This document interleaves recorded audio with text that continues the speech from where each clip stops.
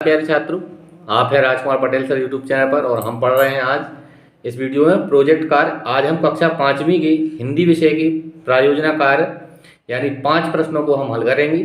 तो प्रायोजना कार्य क्रमांक 1 देखें आप, हिंदी का है, कक्षा 5वीं का। उद्देश्य है खेती में कौन कौन से औजारों का उपयोग किया जाता है पता कीजिए और उनका उपयोग कैसे करते हैं लिखिए। यहाँ प्रस्तुति देखें आप। सबसे पहले खेती में प्रयुक्त होने वाले औजार एवं उनके उपयोग। यहाँ आप देखें औजार का चित्र है और नाम है और उसके उपयोग हैं। सबसे पहले है खुरपी। खुरपी फसलों की निराई गुड़ाई करने में, खरपतवार निकालने में, छोटी भूमि या क्यारी को समतल करने में, मिट्टी में खाद मिलाने में इस खुरपी का प्रयोग होता है। दूसरे नंबर पर देखें आप, यह है फावड़ा। खेत की गुड़ाई में, खरपतवार हटाने में, भूमि या खेत को समतल करने में। तीसरा चित्र देखें आप, यह है हंसिया। फसल एवं घास काटने में इसका उपयोग होता है। चौथा चित्र देख रहे हैं आप, डिस्क हैरो। डिस्क हैरो मिट्टी को तोड़ने एवं समतल करने में, खेत को अधिक गहराई तक जोतने में, मिट्टी की सतह को चिकना करने में। आगे पांचवा चित्र आप देखें, कल्टीवेटर है। खेत को तैयार करने, मिट्टी को भुरभुरी करने में और खरपतवार के नियंत्रण में इसका उपयोग होता है। छठवां नंबर का चित्र आप देखें, यह सीड ड्रिल। खेत में बीज डालने, एक समान दूरी पर बीज बोने में इसका उपयोग होता है, इसे हम बोनी मशीन भी कहते हैं। आगे सातवां चित्र आप देख रहे हैं, एक ट्रैक्टर का चित्र है और किसानी में इसका सबसे अधिक उपयोग होता है। खेत की जुताई करने में, बुआई करने में, मशीनरी को खींचने एवं धकेलने में इसका उपयोग होता है। आगे प्रायोजना कार्य क्रमांक 2 है। उद्देश्य है आपके गांव में दशहरा कैसे मनाया जाता है के बारे में लिखिए। आप अन्य कौन कौन से त्यौहार मनाते हैं उसकी सूची बनाइए। यहाँ देखें आप, दशहरे के बारे में वर्णन है। हमारे देश भारत में दशहरे का गौरवपूर्ण त्यौहार है। यह आश्विन मास की शुक्ल पक्ष की दशमी को मनाया जाता है। शरद ऋतु के स्वच्छ एवं मोहक वातावरण में यह त्यौहार भारत के जनजीवन को आनंद और उत्साह से भर देता है। पौराणिक कथाओं के अनुसार इसी दिन भगवान श्री राम ने लंका के राजा रावण पर विजय प्राप्त की थी। गांव में दशहरा निम्न प्रकार से मनाया जाता है। आप देखें यहाँ, रामलीला का आयोजन करके। दूसरा पॉइंट है रावण दहन। इसको आप देखें, वीडियो रोक के आप डिटेल लिख सकते हैं। छात्रों आप यहाँ देख रहे हैं रावण दहन का यह एक सुंदर सा चित्र है। इसमें यह रावण है और यह भगवान राम बाण से मार रहे हैं। देखें आप, दशहरा को भारतवर्ष में विजयदशमी के रूप में भी जाना जाता है।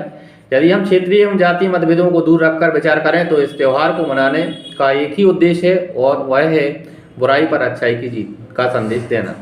अन्य त्यौहार जिनको हम मनाते हैं उनके नाम निम्न प्रकार से हैं। यह एक सूची बनाई है हमने जो हम त्योहारों को मनाते हैं। नंबर 1 है मकर संक्रांति। दूसरे नंबर पर है बसंत पंचमी। बसंत पंचमी फरवरी महीने में मनाया जाता है। महाशिवरात्रि मार्च के महीने में होगा। होली भी उसके बाद आता है। 5वें नंबर पर है बैसाखी। 6वां नंबर पर है ईद। 7वें नंबर पर है रक्षाबंधन। 8वां त्यौहार दीपावली लिखा है हमने और 9वां त्यौहार है क्रिसमस जो कि दिसंबर महीने में मनाया जाता है। आगे प्रायोजना कार्य क्रमांक 3 है। उद्देश्य है आपके आसपास खेत होंगे, आप वहां गए होंगे। यदि हाँ तो आप खेत पर एक दिन रहने के अपने अनुभव को लिखिए। यदि आप कभी खेत पर नहीं गए हैं तो कल्पना के आधार पर भी लिखिए। प्रस्तुति देखें आप, खेत पर एक दिन रहने का अनुभव यहाँ लिखा गया है। मेरा गांव अजयगढ़ है जो मध्य प्रदेश के ग्वालियर जिले की ढबरा तहसील में आता है। मैं अपने माता पिता, दादा दादी और अन्य परिवारजनों के साथ खुशहाल जीवन जी रहा हूँ। गांव से कुछ ही दूर पर मेरे दादाजी के खेत हैं जिनमें विभिन्न प्रकार की फसलें उगाई जाती हैं। दादाजी ने खेतों पर ही रुकने एवं ठहरने की व्यवस्था कर ली है। वहाँ पर सिंचाई के साधन तथा कृषि से संबंधित सभी उपकरणों की व्यवस्था कर रखी है। एक दिन मैं अपने दादाजी के साथ खेतों पर गया और सुबह से शाम तक वहीं रहा। मैंने चारों तरफ हरियाली एवं लहलहाती फसलें देखी तथा खेत के चारों तरफ मेड़ों पर खूब भ्रमण किया। खेतों की मेड़ों पर विभिन्न प्रकार के बड़े बड़े पेड़ लगे हुए थे जिन पर कई पक्षी कलरव कर रहे थे। उन पक्षियों को देखकर एवं उनकी चहचहाने की आवाज़ सुनकर मैंने बहुत आनंद का अनुभव किया। मैंने सिंचाई के साधन, नलकूप तथा खेती से संबंधित सभी उपकरण देखे तथा उनके बारे में जानकारी प्राप्त की। मैंने देखा कि खेतों पर कुछ व्यक्ति विभिन्न प्रकार के कार्य कर रहे हैं। कुछ व्यक्ति फसल की निराई गुड़ाई कर रहे हैं, कुछ व्यक्ति फसल में खाद उर्वरक बिखेर रहे हैं तथा कुछ व्यक्ति सिंचाई का कार्य कर रहे हैं। मैंने उन सभी से बात करके कार्य से संबंधित जानकारी प्राप्त की तथा इन कार्यों के लाभ जानने कि इनसे क्या क्या लाभ होते हैं। इस प्रकार मैंने पूरे दिन खेत पर रहकर जानकारी प्राप्त की, खूब मजे किए तथा आनंद की अनुभूति प्राप्त की। शाम होते ही मैं अपने दादाजी के साथ अपने घर गांव लौट आया। आगे छात्रों यहाँ प्रायोजना कार्य क्रमांक 4 है। उद्देश्य देखें आप, आपको अपने गांव शहर में सबसे सुंदर स्थान कौन सा लगता है और क्यों, लिखिए। प्रस्तुति देखें आप, गांव में सबसे सुंदर स्थान, हमारे देश भारतवर्ष गांव का देश है। देश का अधिकांश भाग ग्रामीण पृष्ठभूमि से है। मैं भी ग्रामीण पृष्ठभूमि से ही हूँ। मुझे तो पूरा गांव ही अच्छा लगता है, लेकिन गांव में बाग बगीचे सबसे अधिक सुंदर स्थान लगते हैं। शहर में मुझे ऐतिहासिक स्थल जिनके चारों ओर हरियाली हो वह स्थान सबसे सुंदर लगते हैं। यहाँ पर मैं केवल गांव के सबसे सुंदर स्थान बाग बगीचों के बारे में बताऊंगा। मेरे गांव में एक बहुत बड़ा बाग है जिसमें कई तरह के पेड़ लगे हुए हैं। कुछ पेड़ छोटे छोटे हैं तथा कुछ पेड़ बहुत ही बड़े हैं।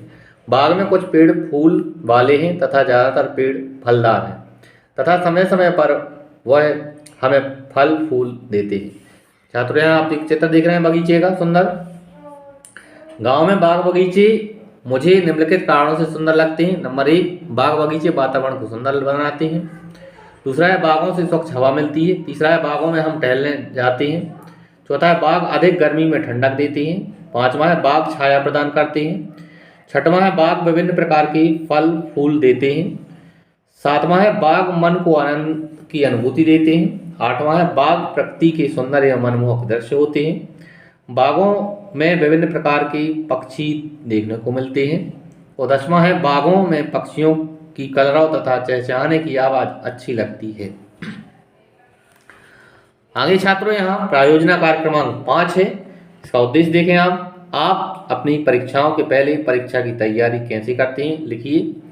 बहुत ही सुंदर प्रश्न है। प्रस्तुति देखें आप, परीक्षा की तैयारी। विद्यार्थी को चिंता, तनाव और घबराहट को दूर करके ही अपनी परीक्षा की तैयारी करनी चाहिए। परीक्षाओं से पहले परीक्षा की तैयारी करते समय निम्नलिखित पर अमल करना चाहिए। नंबर 1 है, परीक्षा की तैयारी समय से पहले ही शुरू कर देनी चाहिए। दूसरा है, अपने अध्यापक के बताए गए पाठ्यक्रम के अनुसार ही सभी विषयों की तैयारी करनी चाहिए। तीसरा है, टाइम टेबल समय सारणी बनाकर एवं उस पर अमल करके परीक्षा की तैयारी करनी चाहिए। चौथा है, परीक्षा की तैयारी एक योजना के अनुसार करनी चाहिए।